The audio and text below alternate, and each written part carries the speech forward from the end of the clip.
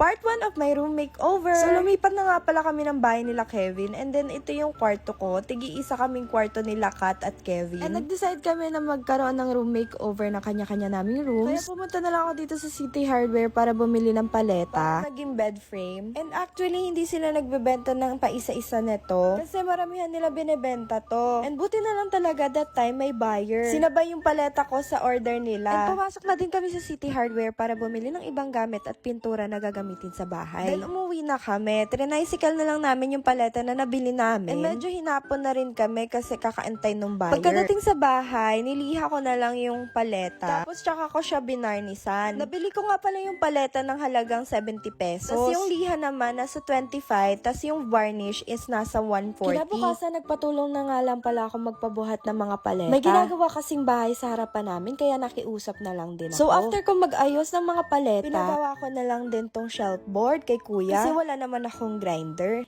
And ang ganda ng kinalabasan. Come back for part 2!